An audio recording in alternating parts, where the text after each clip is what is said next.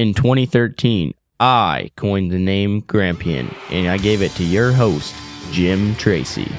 Welcome back for another version of this podcast. This one is pretty cool. When I think about law enforcement officers, I'm not usually thinking about anything but the sirens behind me and the trouble I'm in. But I actually do drive well. And to prove that, our guest today is 25 years serving as a deputy sheriff in King County, Washington. Grampian Nation, welcome, please, Shawn Thomas. How are you? I'm good. Thank you for having me. All right.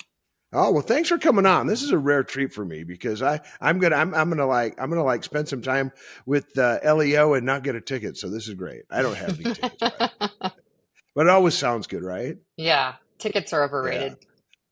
Yeah, they're way overrated. It's probably hard to write sometimes too, isn't it? I mean, you're doing your job, enforcing the law, speed limit. If you're out on patrol and somebody's like doing crazy, stupid fast, you write them a ticket. But it's sometimes there are nice guys who were doing nice gals who were late for work or whatever. Yeah, I never really liked the whole ticket thing. But now it seems like law enforcement is so short-handed. Nobody really has time to write tickets unless you're the state patrol. Yeah, handcuffed. It's that, and we might even talk a little bit about that.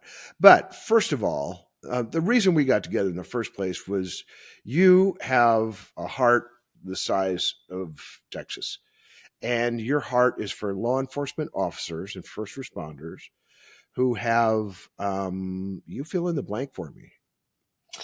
Yeah, so I'm just really passionate about mental health and wellness for our first responders.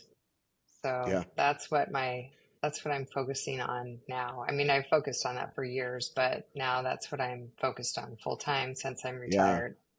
Full time and a team putting on conferences for first responders. Like, we'll get into that. It's so cool what you're doing. I just applaud you. I love great nonprofits that stretch themselves and volunteers, and because then they're doing it for a passion. Yeah. We all are very passionate about it. That's for sure. Right on. You worked for 25 years in King County. In our audience, they need to understand a little bit more about King County. So tell us the geography that you covered. So King County, and I'm horrible at numbers, so I don't even know how big the county is, but it's huge. And the King County Sheriff's Office has a lot of different contract cities. So, and I don't know how many they have now. I want to throw out like numbers like 13 or 14 or 15, somewhere around there. So, when I retired, I was at a contract city. Well, it actually wasn't a city, but it was Sound Transit. So it was rail. It was our rail system. So that's, before my last job, when I retired, I was our wellness deputy. And then before that, I worked for Sound Transit for quite a while. And then I also worked at Metro on our bus system as well. And then at a precinct.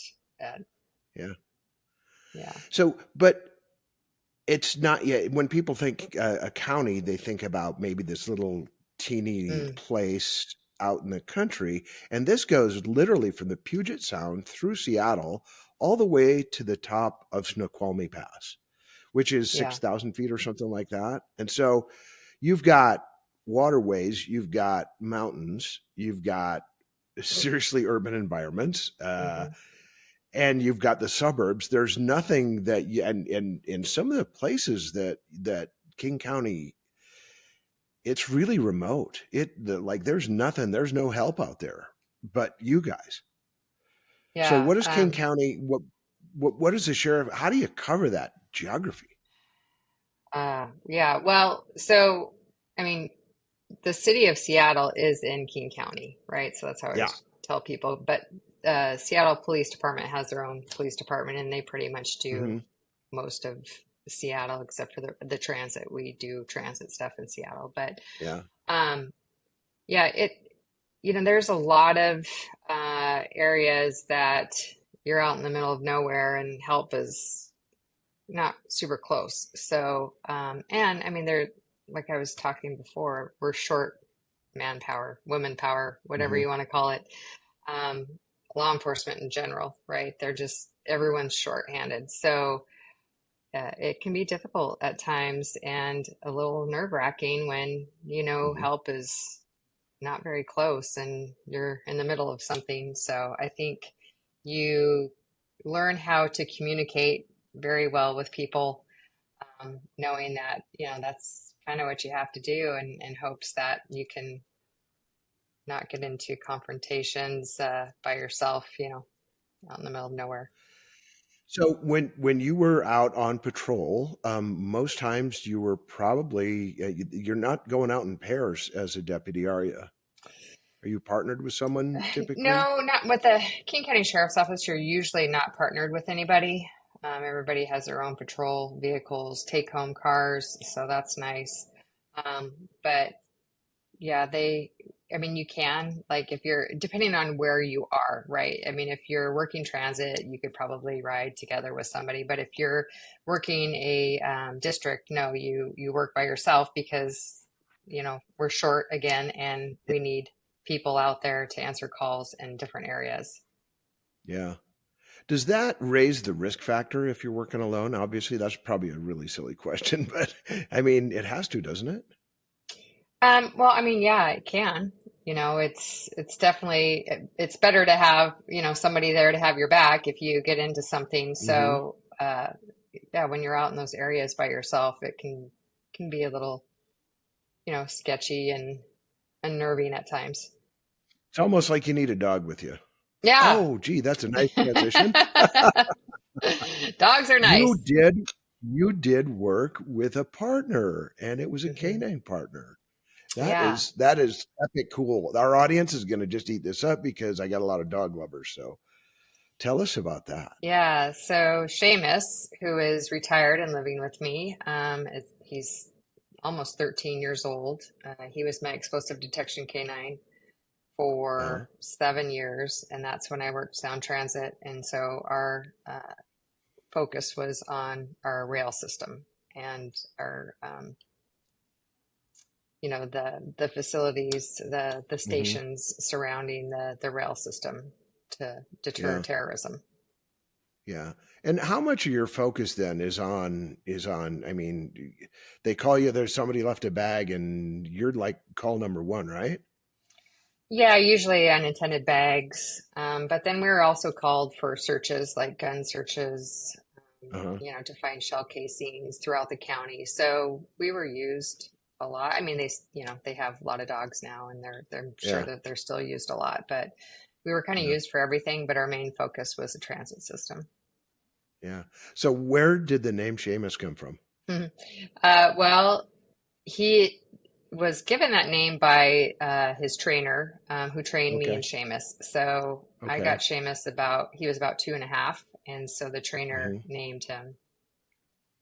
All right. So Yeah, good so Irish it name was then. Sean and Seamus, and neither of us are Irish. So go figure. Yeah. All right. So you did some other really cool and interesting stuff, especially as I think about it. Undercover work always has this mystique about it, but it's really hard, dangerous work.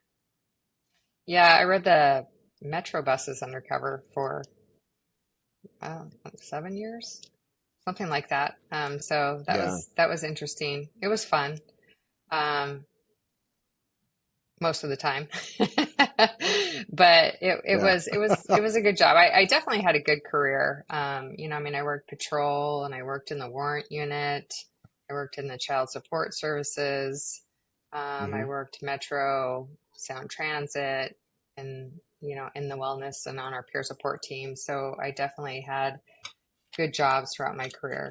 And Yeah. I And you was must very like fortunate. cops because you married one. Yep, I'm married to one, and my dad's a cop, or was a cop, or retired. We're all retired now, so Yeah. yeah. Okay. But Jeff was at King County also, and he Hmm. was in the service longer than you were. Yeah, of the Jeff county? retired after 32 years, and my dad retired after 30 Wow. years, same department. Wow, that's crazy cool. What a legacy. It's almost like you're the blue bloods of Seattle. Not All quite. right. All right. Well, I hope that was a compliment. We're gonna talk a little bit more now about first responder conferences. I'm out perusing and looking for organizations that I can bring value to them, and as a speaker, and I ran across yours. I'm like, this is fascinating. This is fascinating. And I'm going to kind of preempt it a little bit by saying, um, I was with a guy who's 27 years active duty, and we were talking, and I said it should not be referred to as PTSD, because if you have eyes that have seen what they shouldn't, and ears would have heard what they shouldn't, and smells that are not really definable by anything other than horror, it doesn't affect you, that would probably be a disorder. And I think that a lot of the things that have happened to our soldiers and our first responders are I mean, hard to wrap our mind around for just your average citizen. So there's got to be somebody who can help, and you stepped up to the plate, and you run first responder conferences all over the country. And then I want you to tell us what they do, What? Who does? what the conferences do. Oh, okay. Yeah. So, I mean, I can start at the beginning if that's helpful and just kind of Oh fill in the yeah, blanks, that'd be and tell perfect. you how like this whole thing happened. Um, so yeah, like I said, my dad retired after 30 years. My husband retired after 32 years, and I retired after 25 years. Uh, in 2006, I became a member of our peer support team. So I started responding to critical incidents that our deputies were involved with and helping them and their families through that process. Fast forward to 2015. My husband had been on the SWAT team for about 18 years, on the department for Mm, about 27 at that point, was undergoing some organizational stress as well as cumulative stress and was coping with alcohol. And it got to the point where he said, I need help. And I said, great, now what? We just didn't feel comfortable reaching out to our department asking for assistance because we weren't exactly sure what that was going to look like. So we searched and found a confidential resource, and we got him the help that he needed. But during that process, I realized if we're both first responders and we don't know where to get help, there's got to be other people out there. So my peer support captain at the time knew what we had been through, and it was suggested that we organize a mental health and wellness conference for first responders and their families. And I thought, well, sure, how hard can a conference be? Um, but I realized it was a lot of work putting that event on. But we had around 150 first responders attend, and at least 5 people after the conference reached out for some type of assistance. So it was clear to me that there's a lot of first responders that were suffering in silence. And I knew my department really didn't have any proactive wellness programs. I mean, we had peer support, but that was more reactive than proactive. And I found this to be true with a lot of departments around the country. Um, so I had some first responder friends. They knew that I had put this conference on, and they asked if I could help bring it to their area. So I just try to move forward with the local boots on the ground folks to make that happen, because every time we had a conference, people were telling us how beneficial it was. And then I started getting phone calls where people were telling me that it saved their life. So therefore, I realized that there was a lot of first responders suffering in silence. And I knew, like I said, my department didn't really have any proactive wellness programs. So I just kept on moving forward. And now we're getting ready to do our 50th conference. wow. And we just get contacted by agencies and organizations around the country trying to make wellness a priority in their area. And so we bring the conference to them. Our conferences are a little unique that in the way that we organize them, it's in one big ballroom. The attendees sit at rounds. We have breakfast together, lunch together, a networking social after day one. And then we have resource partners / exhibitors that sit on the outer perimeter inside the ballroom with us, so they can provide some type of resource for our first responder. We want to make sure that our first responders are aware of their local and national resources, as well as making sure that those resources are aware of what's going on within the first responder community, so they can better serve the community that they have a resource for.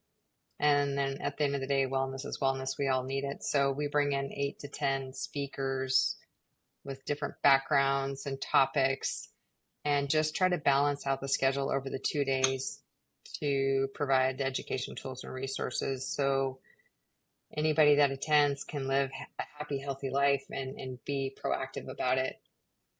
Yeah. So, So 50 conferences is a lot. And what's the time span there? 2016 to 2024. Yeah. And how many are you going to do this year? Because it's kind of ramping up, isn't it? Yeah, I think we have, we usually do like 8 to 10 conferences a year. Yeah. So, usually one a month. We try to take the summer months off. When I say take it off, Yeah. I mean take a break, because you continually have to keep on things, because there's so many Yeah. so many little things and tasks that you have to accomplish when you have so many conferences at once. Well, unlike a rifle shot, distance creates error in a conference. Yeah. But you're doing, I mean, you've got Pittsburgh, New Jersey, Houston, Texas. There's all kinds of places. How much more difficult is it to do outside of your home area? Well, I mean, that's why we work with people that are actually there, and try to get a good feel of, are they passionate about it too? And if they are, Hmm. and we feel like, they're wanting to try to make a difference as well, then we try to do everything that we can to work with them to make that happen. Yeah. And you also have like this volunteer group that's just epic. Tell us about those folks. How'd they get engaged?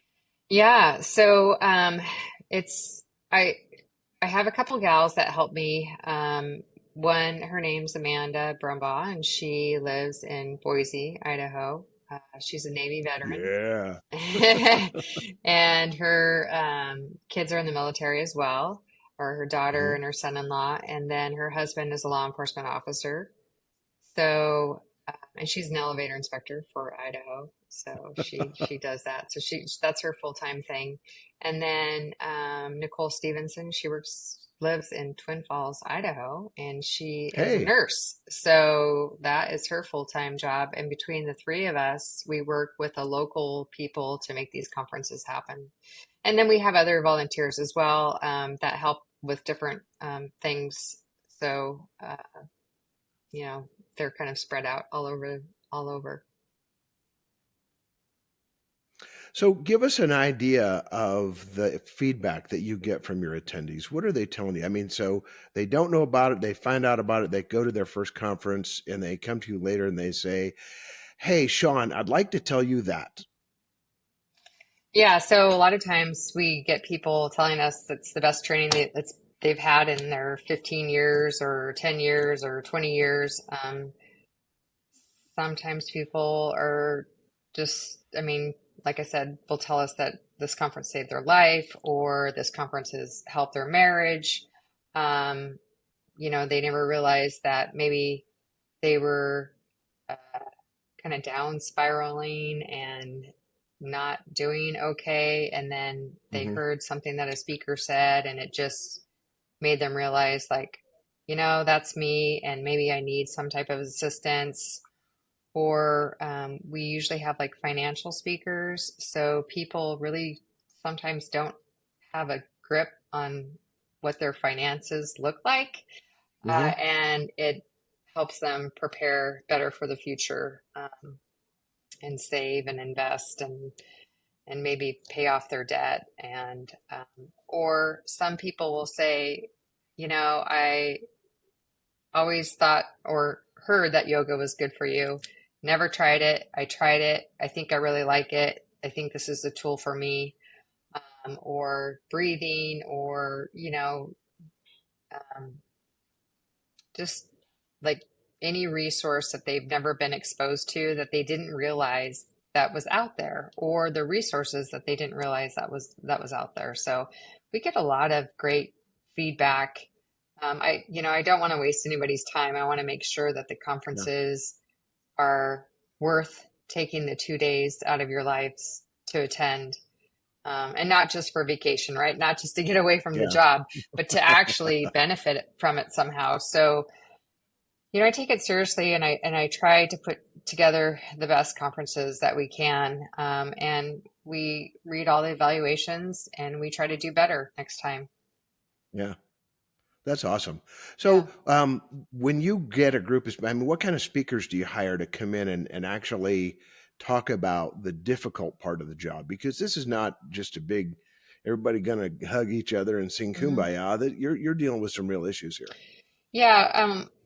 At our conferences, we have people that will talk about their personal stories and their post-traumatic growth. I Mm. think those are super important, and people can relate. So, and it breaks the stigma, and Hmm. it makes people realize that, if I need assistance, I can reach out for help. Or, maybe this person, I've learned from what this person went through, and maybe I need to go to counseling, or, Yeah. things like that. Yeah. And like I said, some people come in with some type of actual tool, like yoga, like breathing, like mindfulness. There's so many different resources and tools out there. I mean, and a lot of our resource partners, so exhibitors, they have some type of resource that people are like, oh, I've never tried, um, I've never tried ketamine, or I've never tried, different things for reducing stress or anxiety. Yeah. Um, so Never we have tried not punching a wall. Right. Yeah. So, sometimes we'll have doctors that come in. We have a lot of clinicians that speak just to make Hmm. sure to kind of back what people are saying, like, hey, this is real. What you're going Yeah. through is real, and we want to validate that. And here's how things that can help you in the future. We've had speakers on sleep, right? Sleep is Oh. a big thing for a lot of people. A lot of people have a hard time sleeping. People sometimes have sleep apnea. They're like, oh, I didn't realize that I had sleep apnea. Or, um, we have some really great speakers that I love that topic, just because a lot of people struggle.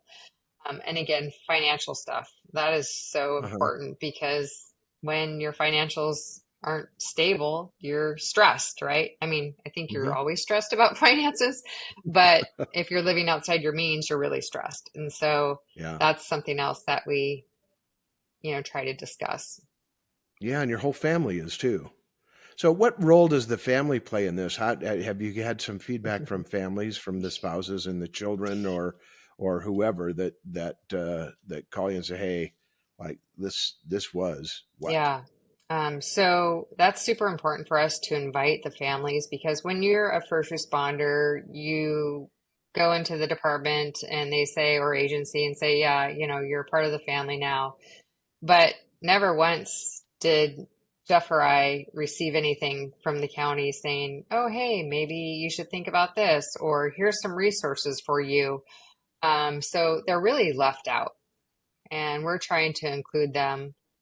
We encourage them to register with their first responder to kind of get an idea of what it is that they endure day in and day out, and maybe how they can help each other or communicate or give one space when they get home for a little Hmm. bit, just to decompress. Yeah. And the other thing is, we really want to focus on their wellness as well, right? Hmm. They can benefit from the tools and resources that are being provided. So I think it's great when family members are able to attend. We don't encourage like younger children to attend, because we talk Yeah. about some heavy topics, um, and it does trigger some people at the conferences. So, we try to be really careful of who's in attending the conference. Sure. First message number one to help all those folks out there. Number one, you're not alone. And anytime you get in high stress situations, it feels like you're the only one there. And I mean, we build towers, we build communication towers. So we have small teams, defined objectives, compressed time frames, and matter of fact, we build public safety stuff for you guys. And as the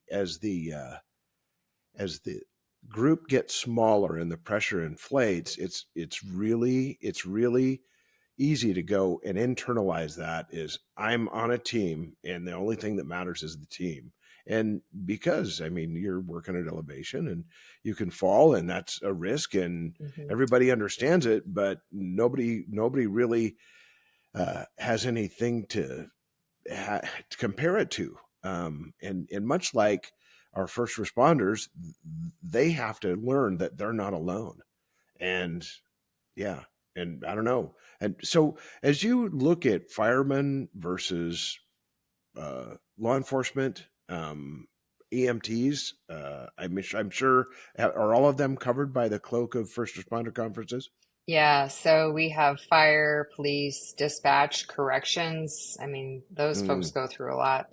yeah, EMS, clinicians, chaplains, family members, professional staff, because first responders will come back and they'll start talking about things that they've went through, and the professional staff overhears these things. yeah, And like I said, dispatch, man, they have it rough too. So yeah. every military and veterans as well. Hmm. A lot of the first responders are retired military, Yeah, so we like to include those folks as well because we know what a difficult time that they go through, and their suicide rates are very high as well. yeah, yeah. Wow. So what conferences are coming up and then we're going to, on top of that, we're going to say, I want you to tell people how to get engaged, how to get involved, how to get a hold of you guys. Yeah, so we have a website. It's www.one, the number one, S is in Sam, T is in Tom, R is in Robert, C is in Charles.org. So 1strc.org. They can get a hold of us just by going to the website. And then we have upcoming conferences. We have a list on our website, but our 50th conference is coming up in Bellingham, Washington in September. And then October, we're headed to Houston, Texas. Uh-huh. And November, we are in Sacramento, California. And we Uh-huh. don't have anything going on in December, but then we start a full year again, end of January in Mesa, Arizona, and so on and so on. Yeah. So is one season is like first quarter your busiest quarter for that, or is there a season that is the busiest, or just keep it running all year long? Yeah, pretty much. Like I said, we usually don't do conferences in June, July, and August. We attend other conferences that support our conference. So, All right. yeah.